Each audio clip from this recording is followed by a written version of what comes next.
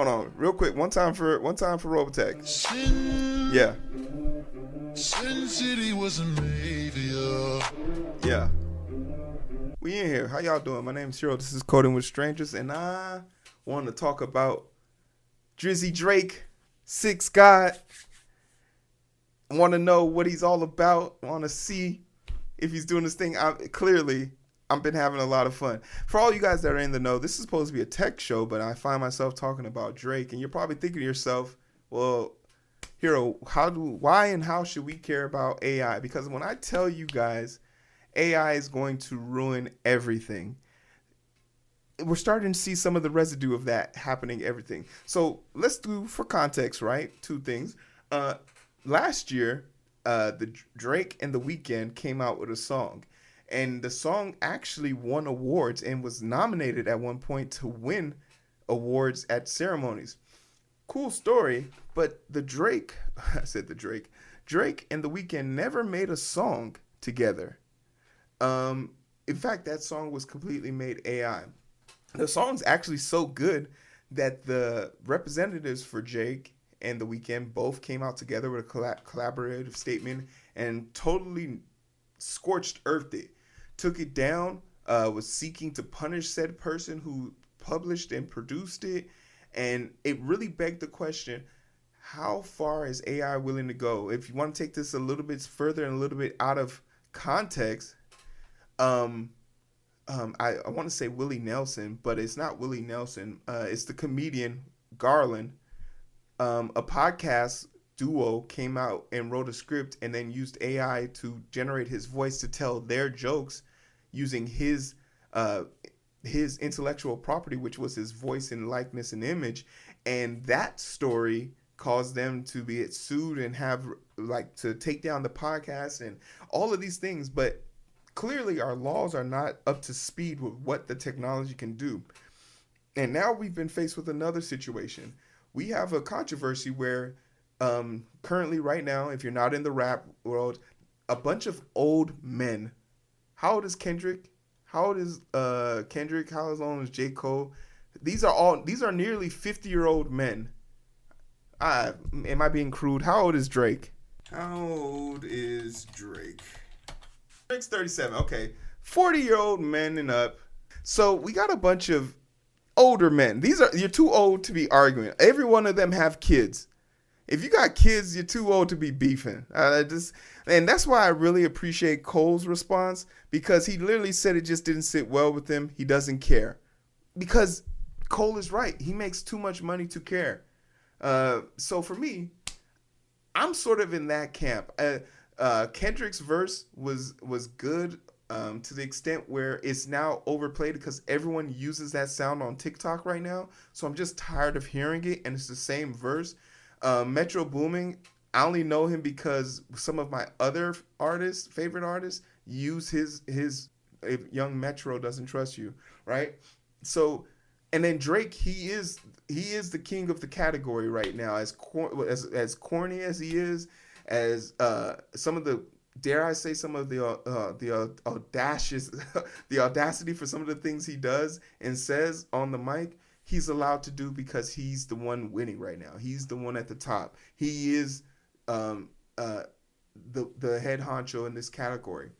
So to me, I didn't need this controversy, but if they're doing it in the spirit of just keeping up with the times, like when rap was good and shit like this, so be it. Whatever gets the people hype, whatever gets the little kids on Twitter talking, and what about this reaction? This is not what this is. What we're here to talk about today is the possibility that the response that Drake made to Kendrick Lamar's diss actually AI generated. And upon listening to the song, the first vibe I got for it was this didn't seem of quality. But if it was just being used to quickly turn around and have a response to the album that was put out, I get it. That's probably where the quality went. But in this situation, it might not have been a quality thing. It might not have been Drake. And that's what we're here to discuss. AI generated track are mudding the Drake versus everybody rap feud. Let's get into it, shall we? Shout out Drake. We got some Drake haters and some Drake lovers in the chat. Let me know what camp you fall in. Hashtag Drake, hashtag Kendrick, or whoever your favorite rapper is. Let's make this a debate. Drake's new track, Push Up, a diss directed at Kendrick Lamar, Rick Ross, The Weeknd, and others. Wow, damn. It was like 21 verses 1. And the others had the rap world buzzing on Saturday. Then shortly after, Rick Ross' response on Champagne Stories turned noteworthy. Unforgettable hip-hop heads of certain age were hit with a wave of nostalgia thanks to the way both songs were released. A clip of Push Up circulated on Reddit and Twitter before DJ Academics legitimized the track and played a studio quality version on his stream. Then Ross sent his response to Academics just hours later. The two veteran rappers, damn, they really are using some prehistoric time ass words. Veterans, nostalgic. Damn, Drake. Oh, now. They're using some old school words. Then Ross sent his response to Academics later. The two veteran rappers took us back to the... Why is this person... Took us back to the house when songs weren't simply uploaded to streaming platforms at midnight. Big single, especially diss tracks, almost always went through a step-by-step process before the full version reached the public. Those might have ended up on the radio, on a message board, or a blog, and the people would play that poor quality version until they eventually got a studio quality file, then called a CDQ, referencing the now obsolete term CD. Oh my god. Wow, they are really throwing CD. If you know the word CD, you're an old bum. Fans in Drake's 36-year-old age range know the era for big clothes, rap, disses. Hey yo, I don't like this person. Who wrote this shit? Replete the Funkmaster Flex bombs and RapidShare files sharing links. Was Drake, who advertised his poetry book title Ruin Everything by taking out a full-page ads in the newspaper around the country's last year, trying to replicate that 2006 era energy? Questions still remain about how Push Up was released. Was the song intentionally leaked to gauge responses before stamping it as real? Was the Weeknd reference to leaks in Drake's crew on Future and Metro Boomin all to myself proven right? But the most troubling question is the first one we all had when we heard the first version of Push Up. Was it real or was it AI? This has to be like a question. Man, why the fuck they writing all this shit?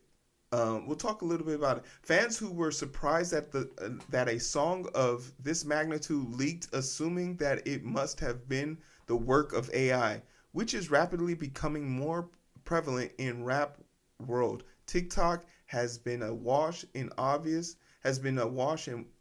deep fake Drake disses, which is why it is surprising that many fans wonder if a troll decided to write the lyrics for Drake's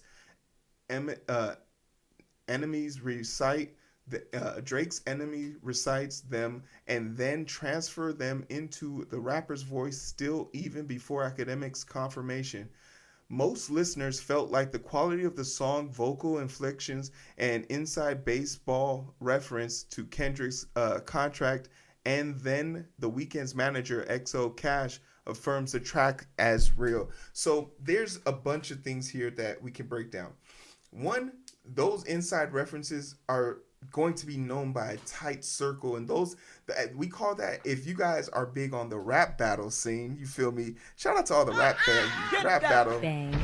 Shout out to all the rap battles, Loaded Lux, Calico, all the people out there. we know in rap battle it's called oppo research for a reason, right? The ops, you do research on your ops, and to get this information so that you can push it out there and make it, well, like push out something that's been hidden, like the fact that Kendrick Lamar wears a size 7 in shoes. That means his Jordans he gets his Jordans for cheap. I don't care what nobody say. I wear a size 15. I gotta pay for those inches. Do you think when Kendrick Lamar stands on his tippy toes, it makes a squeaking sound? That's hilarious. But that's like ops research. Like that's not something that the public would be savvy to. But the thing about it, which was kind of crazy, was we didn't hear much about this or anything else coming down the pipeline. And also the fact that like Drake didn't push this, he kind of made a trollish reference to it, but no one in his studio camp or no one in the beginning camp mentioned anything about this. Like his studio didn't mention it, the publishers didn't mention it, he hasn't outright mentioned it. But maybe it's because of the information that it should speak for itself. So maybe it should speak for itself. That wasn't the case with the subsequent fake Drake and Kendrick disses that appeared on Monday. These songs were much easier to sniff out due to the stiff vocals on Twitter accounts contended that Kendrick's song is uploaded, would be released April 16th, clearly trying to pass it off as the real thing. On Saturday, it is known in the known music fan scoffed the same fan who would think AI is sophisticated enough to replicate what we heard from Push Up. But there will be sophisticated enough replicas what we heard from Push Up, but there will come a day when AI technology evolves beyond even these experts' discriminate ability. And that will represent one more weapon in the toolkit of people looking to deceive the music world. Rap fans thirsty to hear the next barbs in the Drake versus the World gauntlet will naturally take a listen to these leaked disses of the off chance that they might be the real thing. And that's really what it's all about, right? It's clickbait. It's audio clickbait. If you put Drake's name on something, or Kendrick's name on something with a close enough timeline, you're gonna get 100 people to click on it. And if you are someone who has like 500 subscribers on YouTube, but you need to get 1,000 hours of listening time to be certified, this would be the easiest and cheapest way to do it. Try and make something fake and make it offline. And then this pushes back to the deep fake between Drake and The Weeknd from last year. That was a quality song. That song was actually phenomenal. And it's crazy because like the person who released it will never get the credit they deserve for it. But if that was a song that Drake and The Weeknd brought out, it would actually have done numbers. Last year, an AI song created named The Ghostwriter dropped a fake Weeknd and Drake song called "Heart on My Sleeve." The plan to submit for a Grammy after Push Up AI is presumably the only way we'll hear anything resembling a Drake and Weeknd collab. Eventually, the song was pulled from the streaming, and label have put a protection in place to prevent the commercial retelling of AI vocals. Universal Music Group, which houses Drake and Weeknd, asked DSP to block AI services from utilizing their platform to build their database. And last October, the music publisher Universal, Concord, and ABKCO filed a copyright infringement lawsuit against AI company Anthropic, setting a precedent for how the industry infrastructure will deal with AI services. But these developments haven't stopped people who's decided to use AI for fun of it. Even ghostwriters recently released a full-length project of AI music. The fake track may also step on the approaches that the artist planned to explore in the real disses. Will fans accuse the artist of using fake disses for help if they hear similar lines? And while we know Drake and Kendrick are already at odds, what happens when AI creators decide to create dissonant between the artists who don't have problems. To cause, imagine revitalizing the beef between Biggie and Tupac. That's actually pretty crazy. AI creators decide to create dissonance between artists who don't have problems. There are artists less adjudications than Kendrick and Drake who may be fooled by an AI diss towards them, lash out and say something another artist they can't take back, and then things will get real before they even really know it. That's actually a great point to leave on. Damn, I didn't even think about that. So here are my thoughts on this. What's stopping them from having a Prince and Michael Jackson beef? What's stopping them from bringing back Tupac and Biggie beef? But to have someone say something, and we know that some of these people, like, if you want to think about the gutter rap mother lovers, like the Littles and the Babies and the drill rappers, literally the name of their art style of rapping is to do a drill, which is to take out one of your ops and then put them in the song to brag about how you took them out. So to know that, like, someone could make a AI track of something like that, and now we got blood in the streets because of a fake diss track and people not having enough internet literacy to be able to discern the difference, it really it should cause people to take pause. The only thing we're banking on here is that the people who make music don't get savvy to this or find integrity in doing this. The moment it becomes mainstream, the moment the locals will do it. I think hopefully artists have enough integrity within themselves to, like, not rely on this, but the cognitive dissonance won't matter because we know some people people have been shot for less than a diss track, right? So even if the perception of bad will or disrespect might be enough, I don't know how to feel about that. I don't know, but you know, as a person who sits here today thinking, what would I give to hear Chester Bennington scream into a mic from Linkin Park one more time? Like, what would I give to hear that again? What would I give to know that could be recreated, right? So there's so much good that could come from this, but the fact that we're using the angle that we got right now to talk about a little bit of rap beef, it does revolve around a higher question, but I could ramble all day on this. I'm curious to know what you guys think about this. Do you think that the whole AI cognitive dissonance is getting out of control? AI is definitely getting out of control. And when money's involved, things get resolved very quickly. That lawsuit stopped all that shit from happening. But that's not the case for small-time streamers, and that's probably not going to be the case for small-time artists either.